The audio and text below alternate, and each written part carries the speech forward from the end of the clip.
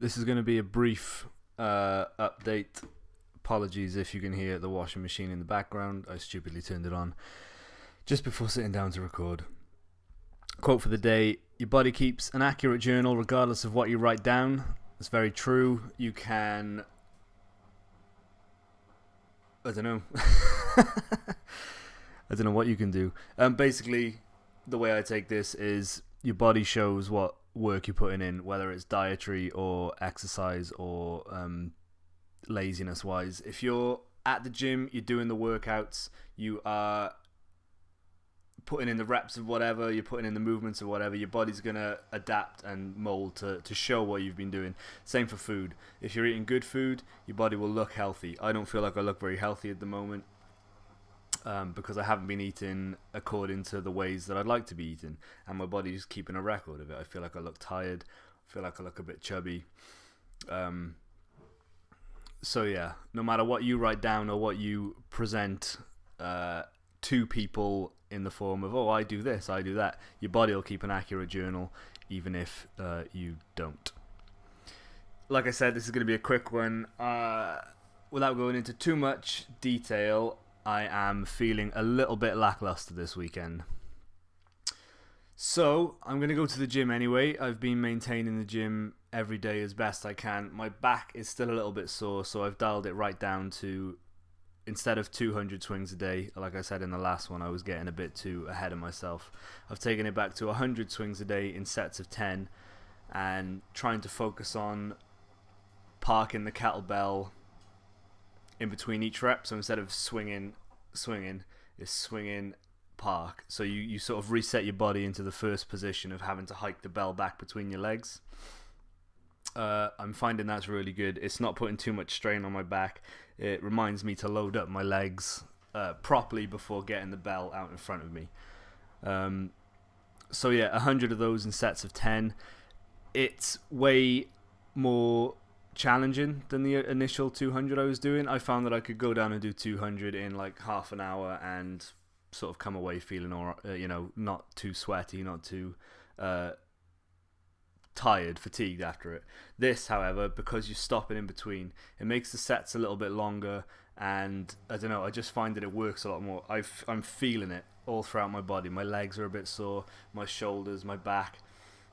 I've got some sort of muscle here which is constantly twinging at the moment, and I don't know whether it's from the kettlebell swings or I've been starting to do proper 16 kilogram Turkish get-ups.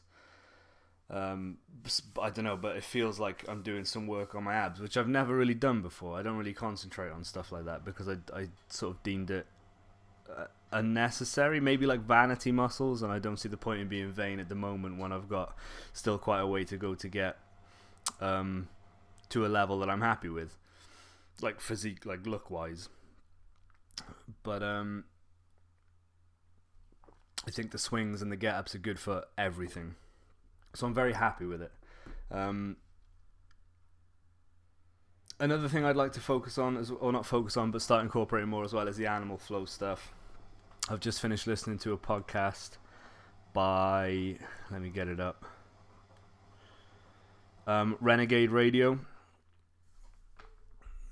This guy, and he just interviewed Mike Fitch, who is the creator of Global Bodyweight Training and the Animal Flow. He does Animal Flow certification.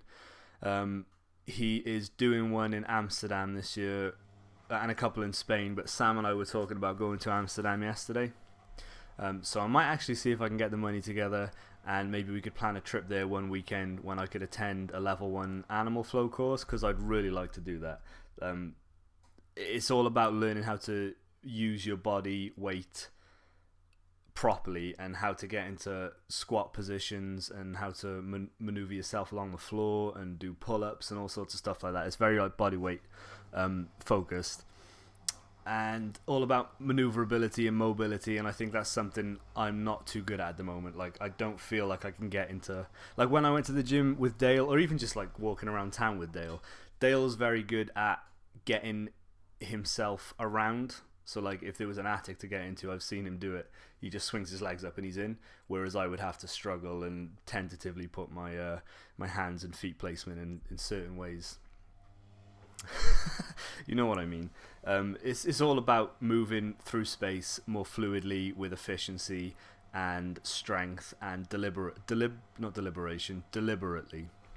So that's what it's about. So I might see if I can do that. But it's a very good podcast to listen to. He goes into a lot about travel and minimalism and living your life with very little, which is not a bad thing, I think. The more things you have, the more things you have to worry about. So I'm going to finish my coffee, go and buy some healthy food for the week, and get to the gym. I'm working this evening.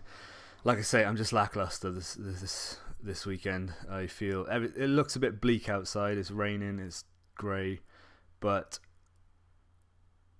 got to carry on. In situations like this, the most important thing is to remember your focus. Why are you doing what you want to do? Why are you doing what you're doing? Where do you want to be in 6 months' time?